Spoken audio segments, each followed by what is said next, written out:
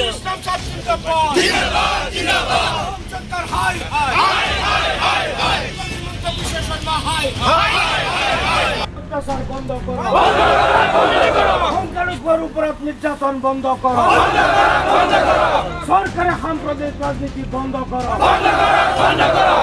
সরকারের সাম্প্রদায়িক রাজনীতি পরিহার করো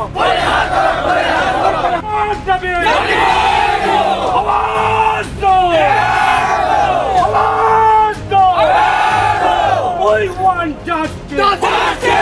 We want justice. No justice, no rest. No justice, no rest. Islam sabar mukti lagi. Mohan Sarkar hi hi. Himanta Biswa Sharma hi hi. Himanta Biswa Sharma hi hi. UDF Jindabad. Haji Amin Islam Sahab Jindabad. Mubarak Amin Islam Sahab Jindabad.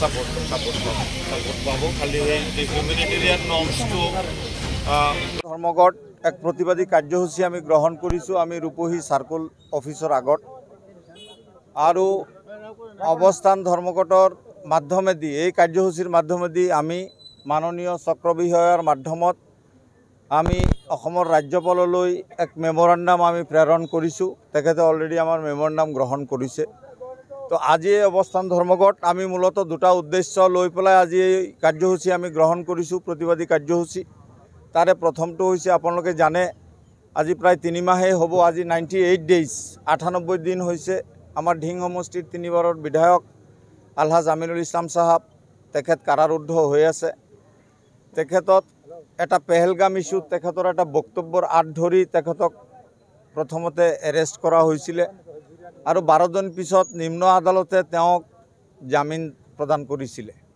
তাৰ মানে তেওঁৰ যেটো এটো তেওঁলোকে যে গভৰ্ণমেণ্টে যেটো তেওঁৰ fault যেটো ধৰিছে এটো ইমান নগণ্য আছিল জেনাৰেলি সেডিশনৰ কেছবিলাক নিম্ন আদালতে কেতিয়াও জামিন প্ৰদান নকৰে হাইকোৰ্ট বা সুপ্ৰিম কোৰ্টৰ দৰকাৰ হয় কিন্তু তেখেতক নিম্ন আদালতেই জামিন প্ৰদান কৰিছিল তাৰ মানে তেওঁৰ দুখটো অত্যন্ত লঘু আছিল আৰু আলহাজ আমিনুল ইছলাম সাহেব বিধায়ক মহোদয় তেওঁ অকলেই নহয় গোটেই ভাৰতবৰ্ষৰ লাখ লাখ মানুহে এই সংক্ৰান্তত তেওঁ প্ৰতিবাদ কৰিছে যে পেহেলগামৰ নিচিনা কাশ্মীৰৰ ইমান এটা গুৰুত্বপূৰ্ণ এটা পৰ্যটনস্থলীত য'ত দৈনিক গোটেই পৃথিৱীৰ পৰা হাজাৰ হাজাৰ মানুহ অহাযোৱা কৰে তাত নিৰাপত্তাৰ ব্যৱস্থা কিয় নাই আৰু আলহাজ আমিনুল ইছলামে এই কথাটোৱেই কৈছিলে যে এই ইমান এটা গুৰুত্বপূৰ্ণ স্থানত চৰকাৰে নিৰাপত্তাৰ ব্যৱস্থা কিয় নকৰিলে আৰু নিৰাপত্তাৰ ব্যৱস্থা নথকাৰ কাৰণে যিখিনি গুৰুত্বপূৰ্ণ মানুহ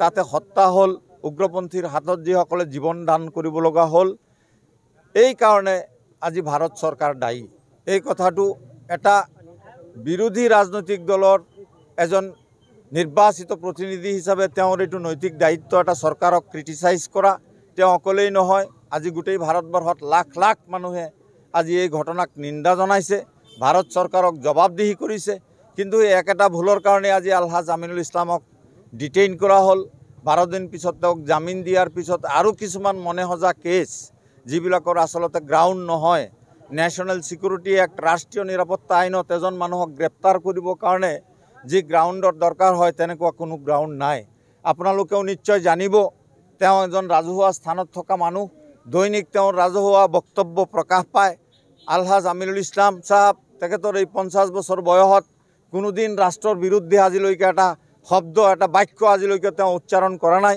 তেওঁ এই দেশৰ জনগণৰ প্ৰতি তেওঁ দায়িত্বশীল তেওঁ এজন দেশপ্ৰেমী মানুহ কেতিয়াবা বিৰোধী দলৰ বিধায়ক হিচাপে তেওঁ চৰকাৰক কঠোৰ সমালোচনা কৰিছে তেওঁৰ হাতত তথ্য আছে তেওঁৰ হাতত ইনফৰমেশ্যন আছে চৰকাৰে যেতিয়া কিবা ভুল কৰিছে জনবিৰোধী নীতি গ্ৰহণ কৰিছে সেই নীতি কঠোৰ ভাৱে তেওঁ সমালোচনা কৰিছে এইটো স্বীকৃতি তেওঁৰ আছে আজি তেওঁৰ অৱৰ্তমানত আজি অসমত যিবিলাক কাণ্ড হৈ আছে আজি ইয়াত আপোনাৰ বিদেহী নামত স্বদেশীসকলক ইয়াত আজি ধৰা হৈছে তেওঁলোকক সীমান্ত পাৰ কৰি ন'মেন্স লেণ্ডত ৰখা হৈছে আজি আপোনাৰ আৰ্বিটাৰী উচ্ছেদ হৈ আছে অমানৱীয় উচ্ছেদ হৈ আছে যিকোনো স্থানত মানুহক পুনৰ সংস্থাপন নিদিয়াকৈ তেওঁলোকক উচ্ছেদ কৰিছে। আচলতে তেওঁলোকক উচ্ছেদ কৰিব নোৱাৰে। এই ৰাষ্ট্ৰত আইন আছে, right to fair compensation rehabilitation and resettlement act 2013 আছে, সুপ্ৰিম কোৰ্টৰ অৰ্ডাৰ আছে যে কোনো এটা জেগাত চৰকাৰৰ ভূমি চৰকাৰে প্ৰয়োজনত ল'ব পাৰে, কিন্তু লোৱাৰ আগতে তাত যদি কোনোবা ভূমিহীন মানুহ আছে তেওঁলোকক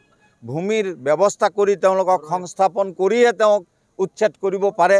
কিন্তু আমি দেখা পাইছোঁ যে উইদিন শ্বৰ্ট টাইম নটিচ দি পেলাই লাখ লাখ মানুহক উচ্ছেদ কৰা হৈছে, লাখ লাখ মানুহক আজি আশ্ৰয়হীন কৰা হৈছে। এই বাৰিষা বতৰত, এই প্ৰখৰ ৰ'দৰ মাজত, এই যে বৰষুণৰ বতৰত বতাহৰ মাজত বহুত জেগাত মানুহে যথেষ্ট কষ্ট কৰি পেলাই আমাৰ আই মাতৃসকল, কণ কণ ল'ৰা ছোৱালীসকলে দিন অতিবাহিত কৰিব লগা হৈছে। এইটো এটা অত্যন্ত অমানৱিক কাৰ্য। এখন কল্যাণকামী ৰাষ্ট্ৰৰ এখন নিৰ্বাচিত চৰকাৰে এনেকুৱা অমানৱীয় কাম কৰিব নোৱাৰে। এনেকুৱা ধৰণৰ কাৰ্যক আমি তীব্ৰ ভাষাৰে আমি গৰিহণা দিছোঁ, আমি ধিক্কাৰ জনাইছোঁ। চৰকাৰে এনেকুৱা কাম বন্ধ কৰক, চৰকাৰে উচ্ছেদ কৰক। প্ৰয়োজনত যদি ক'ৰবাত ভূমি ল'ব লাগে, ক'ৰবাত জনগণৰ ম্যাদী পাট্টাৰ মাটিও ল'ব পাৰে, কিন্তু আগতে সেই মানুহখিনিক সংস্থাপনৰ ব্যৱস্থা কৰিব লাগিব, বিশেষকৈ ভূমিহীন মানুহ।